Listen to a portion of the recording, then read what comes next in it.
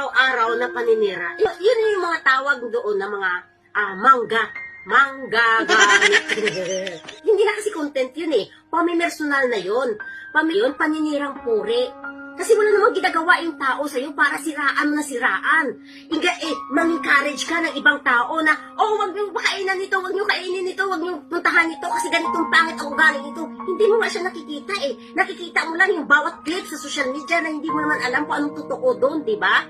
Kaya wala po tayo talaga, sinasabi ko pa ulit-ulit ko sinasabi dito sa inyo na wala tayong karapatan manghusga ng tao kung hindi naman natin siya kilala in personal, mga kabilas. Alam nyo, malaki na ngayon ang pagbabago ni Diwata ha? Kasi di ba nasabi ko nga sa inyo mga kabilas na si Diwata noon, ganun yung attitude niya dahil pangkanto yung ugali niya. Sarcastic siya. Hindi niya pa alam kung paano i-manage ang publiko sa harap at likod ng kamera nito, mga kabilas. Pero dahil patagal ng patagal si Diwata, marami na siya nakikilala na mga profesional na tao. So natututo na siya.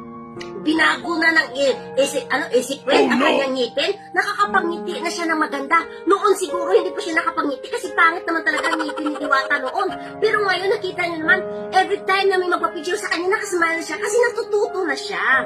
Ganun naman talaga dapat ang tao eh. Kinagaydan, tinuturuan, kasi bago pa lang sa lipunan ang kanyang pagsikat.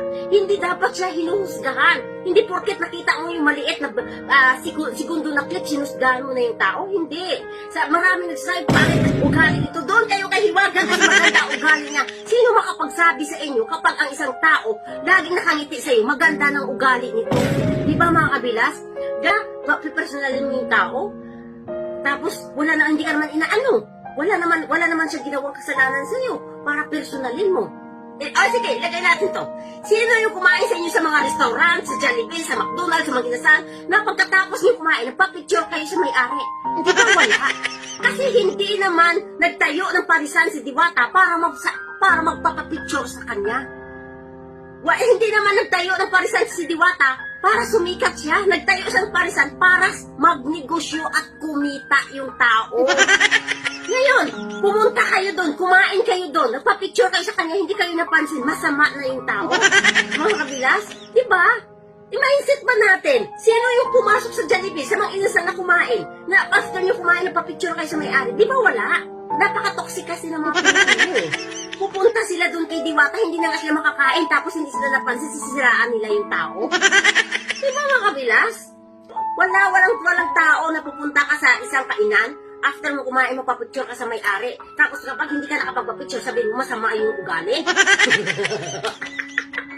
Parang natatawa kasi ako dyan sa mga nakikita ko na, alam nyo, kahit nakasimangot si Diwata, kiniklik yung video, kiniklik yung picture.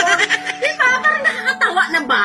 Imagine, hindi nga nakatingin minsan si Diwata sa camera nila, kiniklik nila, tapos ipopost sa social media para siraan lang yung isa. Samantala yung isa, nagpapakahirap para magnegosyo at kumita, diba? Tapos sisiraan na nila.